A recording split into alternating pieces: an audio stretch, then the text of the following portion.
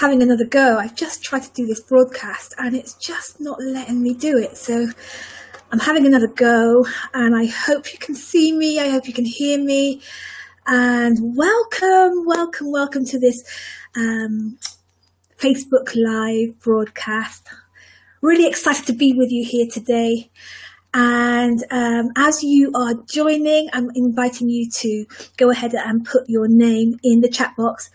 I've got a feeling that when I use Be Live TV, I'm not able to see real time your comments, because I always see the comments after the broadcast has ended. So maybe I'll see them, maybe I won't today, but you are welcome. I welcome you. I'm really grateful that you're here joining me.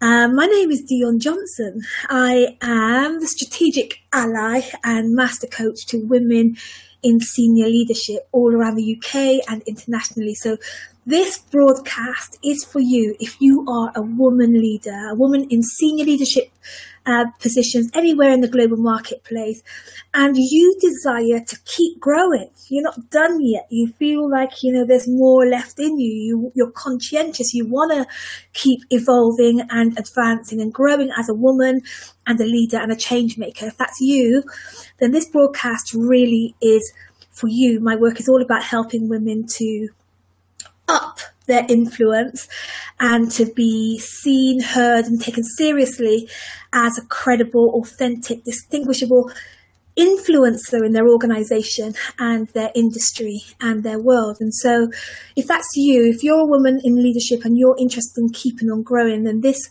broadcast really is for you. And I'm so delighted that you're joining me. Now, I can see that there are people watching right now, but I can't see your name. So go ahead and type your name in the chat box and say hi, so I know that so that I can say hi to you, right? I can connect with you properly.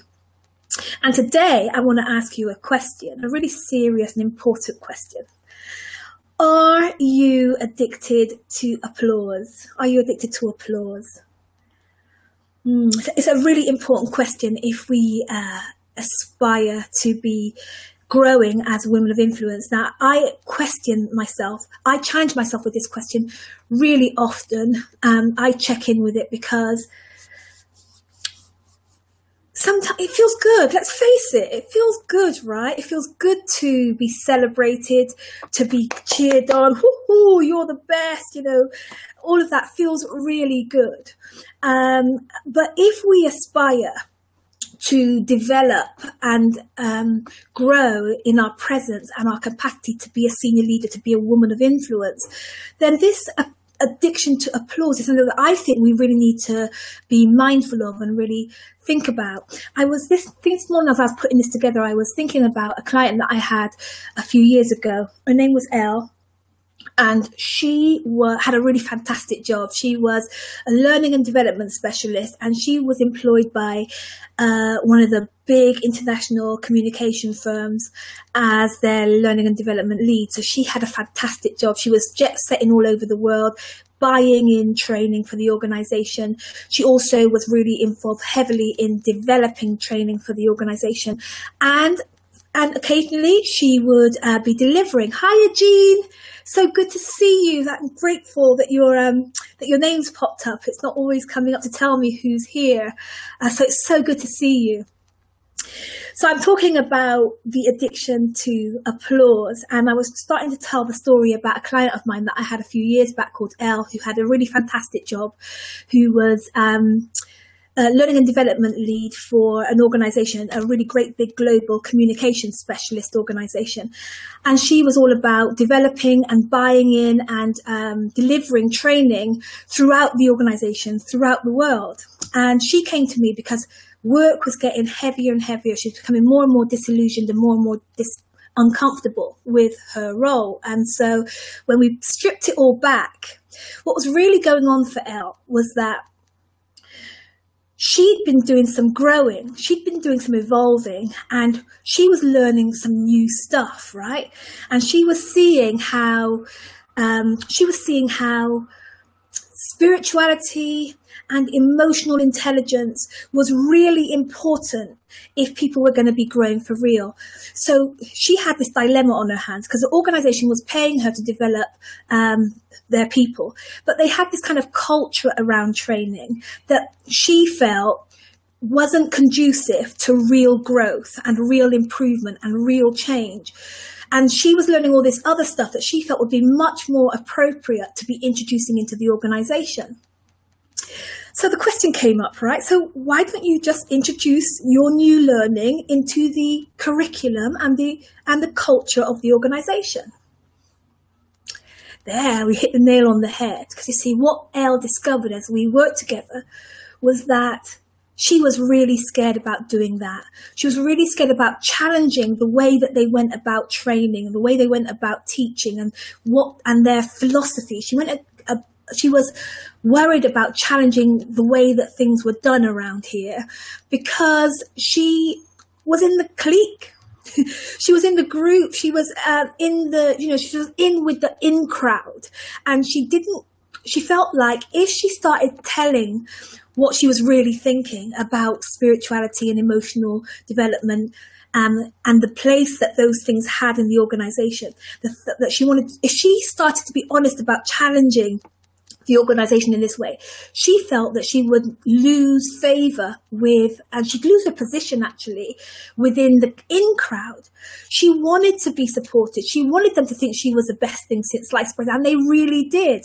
But she knew that if she began to tell them the truth about what she was learning, tell them the truth about what she was yearning for and seeing, and what her strongest convictions were, that she would lose her position. She would lose the applause.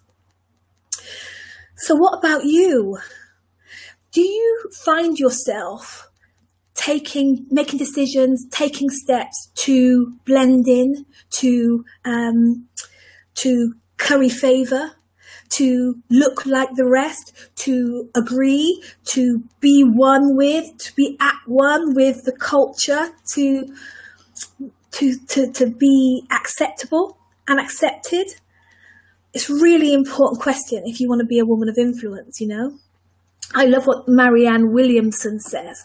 She says that she says, if you're getting applause for everything that you're doing, you're most likely not doing what needs to be done. And, it's a really big consideration.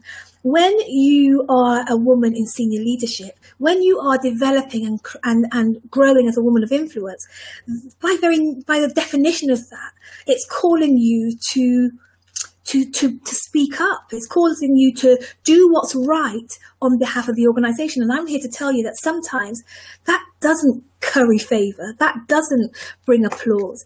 And there's a thing that you have to do called making a decision around that. So my top tip today around challenging your own need for applause is rooted in something that I read, a TED talk that I heard actually by a guy named Johan Hari. He wrote the book called Chasing the Scream, and he's a researcher in addiction. And he says something really powerful. He says that the opposite of addiction isn't sobriety. The opposite of addiction is human connection, is connection. And I thought about that today, and I thought, yeah, that's it.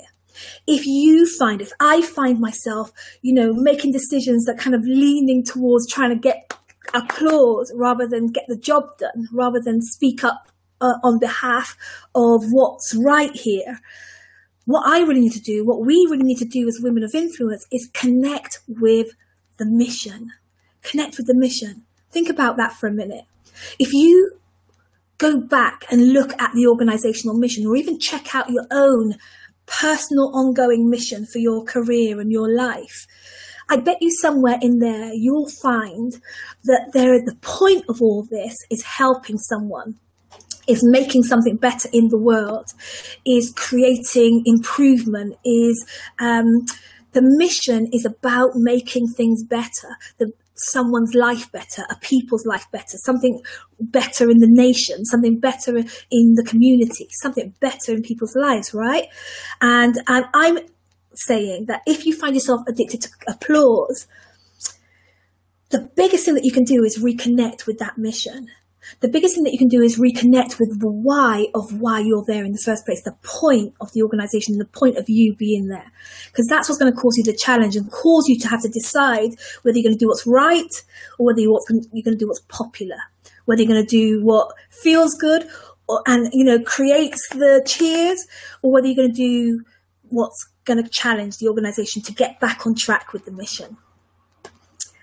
I know it's challenging stuff. I know that it's not always easy, but that's what it's going to take if we're to evolve and to keep evolving as women of influence who make the organization that we represent do what's right. Hiya, Kate. Thanks for joining in, and thanks for your comment. Let me see if I can see any more comments, because actually the comments look like they're coming through today. No. Type in the chat box if you're struggling with an addiction for applause, because I'm telling you that I know that we want to be seen, want to be heard, want to be taken seriously, but compromising for applause is a really common error that really defeats the object of senior leadership and influence. So think about that today, and if you haven't already, like my Facebook page, send me a message in the chat box. Talk to me. I want to hear what you're thinking. I want to hear what you're saying to yourself. I want to hear what you think about these messages. And I'll see you tomorrow with another one.